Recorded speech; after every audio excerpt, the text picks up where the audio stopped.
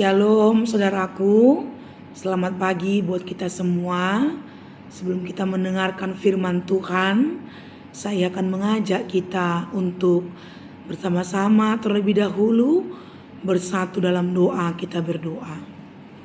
Terpujilah Engkau Bapa kami yang di sorga, yang telah memberkati hidup kami, memberikan kami nafas kehidupan, menyertai kami melewati malam yang gelap, dan mengantarkan kami pada pagi ini.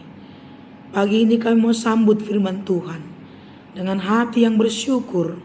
Kiranya damai sejahtera, kasih penyertaan Tuhan dan Roh-Mu lah yang menuntun kami untuk mau memahami dan melakukan firman Tuhan. Inilah doa dan permohonan kami dalam nama Tuhan Yesus Kristus. Kami berdoa dan mengucap syukur. Amin. Saudaraku, firman Tuhan pada pagi ini tertulis dalam Matius pasal 11 ayat 28 sampai 30. Demikianlah firman Tuhan. Marilah kepadaku semua yang letih lesuh dan berbeban berat. Aku akan memberi kelegaan kepadamu. Pikulah kuk yang kupasang dan belajarlah kepadaku, karena aku lemah lembut dan rendah hati, dan jiwamu akan mendapat ketenangan. Sebab kuk yang kupasang itu enak dan bebanku pun ringan. Demikianlah firman Tuhan. Saudaraku, sebuah ujian berhasil tidaknya bergantung dari jawaban yang kita berikan. Sebuah pertandingan menang atau kalah bergantung dari bagaimana cara kita memainkan pertandingan tersebut. Demikian juga lah dengan pergumulan hidup ini, dengan ujian hidup yang kita alami. Berhasil atau tidaknya, kita semakin baik atau tidaknya, kita kuat dalam menghadapi ujian hidup ini, atau sebaliknya kita semakin lemah, kita semakin hancur, kita semakin putus asa, kita semakin tidak berpengharapan. Itu bergantung pada siapa kita atau saudara berpengharapan dan mengandalkan hidup imanmu dalam menghadapi ujian yang kita alami dalam hidup ini.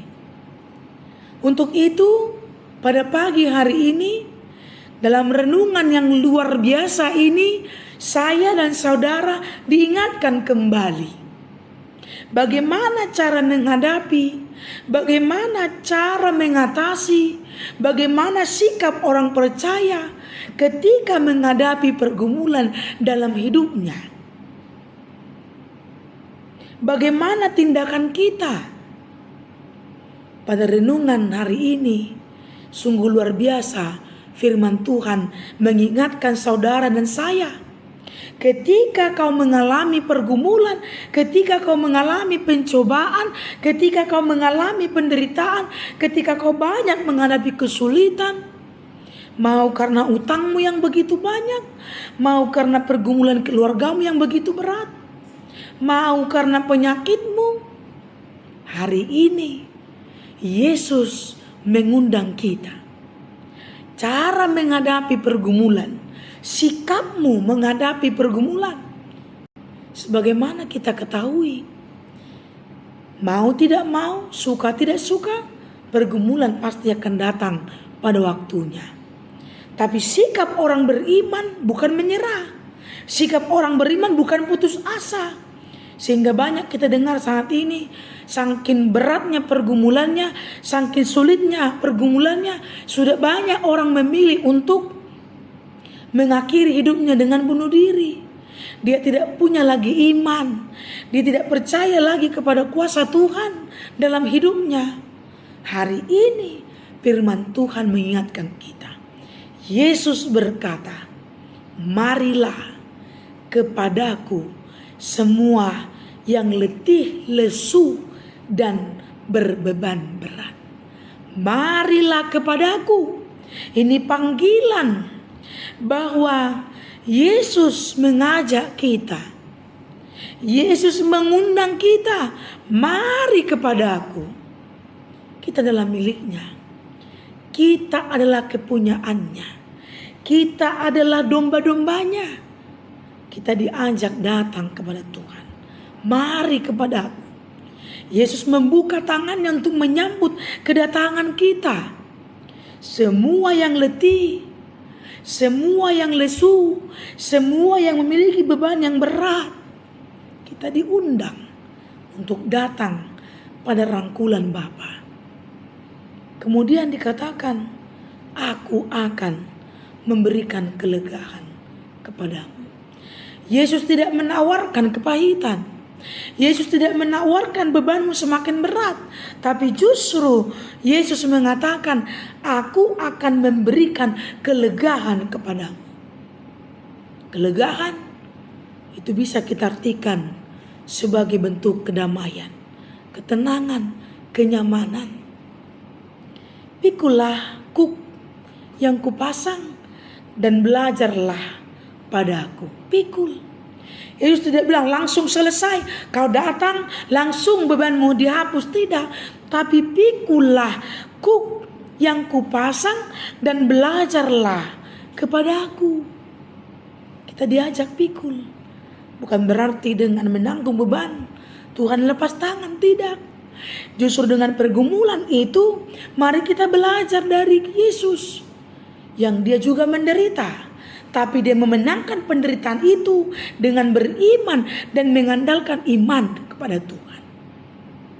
Artinya kita diajak, mari hadapi pergumulan hidup ini dengan bekerja, berusaha, berjuang, dan tetap beriman kepada Tuhan.